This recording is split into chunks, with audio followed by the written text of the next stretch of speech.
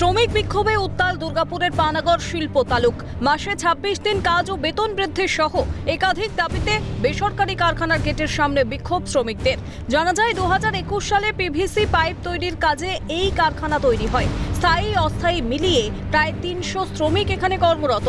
অভিযোগ, দীর্ঘদিন ধরে সঠিক বেতন পান না শ্রমিকরা, মাঝে মধ্যেই বন্ধ করে দেওয়া হয় তাদের কাজ। অথচ এই কারখানার কাজের উপর নির্ভর করে সংসার চলে একাধিক শ্রমিকের।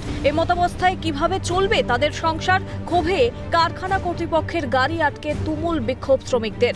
দাবি না মিটলে বৃহত্তর আন্দোলনের হুঁশিয়ারিও দেওয়া হয় শ্রমিকদের তরফে। আমাদের তো সংসার আছে, ম্যানেজমেন্টের সংসার আছে, ওদের 30টা ডিউটি ওরা সব পাচ্ছে, হলিডে ছুটি পাচ্ছে, লিভ পাচ্ছে, আমরা তো কিছুই পাচ্ছি না। তাহলে আমরা কি এখানে খেতে এসেছি না? আমরা কি লেবার বলি? কি আমাদের কোনো ইজ্জত নেই এখানে? শুধু তাই নয়, স্থানীয় শ্রমিকদের কাজে না নিয়ে বাইরে থেকে কম বেতনে লোক নিয়ে কাজ করানোর অভিযোগ কারখানা কর্তৃপক্ষের বিরুদ্ধে। তাহলে স্থানীয় শ্রমিকরা কোথায় যাবেন? কে মেটাবে তাদের সমস্যা? উঠছে প্রশ্ন। আমরা শ্রমিক, খেটে খাওয়া মানুষ, ঠিক আছে। আমরা 24টা 22টা করে ডিউটি, আমাদের 6,000 7,000 মাইনে ধরাচ্ছে। এতে সংসার আমাদের চলবে? আমরা খেটে খাওয়া লেবার। ম্যানেজমেন্ট চাইছে বাইরে থেকে লোক এনে কম পয়সার লেবার ঢুকাতে, আমরা হতে দেবো না। আমরা লোকাল ছেলে, যদি এরকম হতে থাকে আমরা গেট জাম করবো, ম্যানেজমেন্টকেও কিন্তু ঢুকতে দেবো না। একই অভিযোগ তৃণমূল শ্রমিক নেতা সমরেশ বন্দ্যোপাধ্যায়ের। অভিযোগ, কারখানা কর্তৃপক্ষকে বহুবার জানিয়েও সুরাহা হয়নি।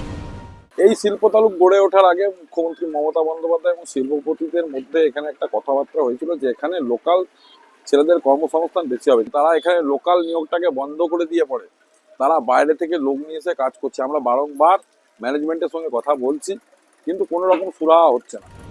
ঘটনায় তৃণমূলকে কটাক্ষ বিরোধীদের। কাটমানির অভিযোগ বিজেপি নেতা রমেন শর্মার গলায়।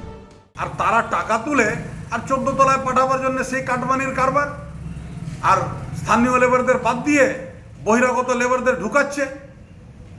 আর বলবেন কি, সবই তো ওনার অনুপ্রেরণায়। এদিকে অভিযোগ অস্বীকার কারখানা কর্তৃপক্ষের। তার দাবি, অনেক সুবিধা দেওয়া হয় শ্রমিকদের। অনেকদিন ধরে তারা শোষিত হচ্ছে, তারা কোনো আপনি লোগোটা ঠেলছেন কেন? আমরা যা ফ্যাসিলিটি দিই ওরা কি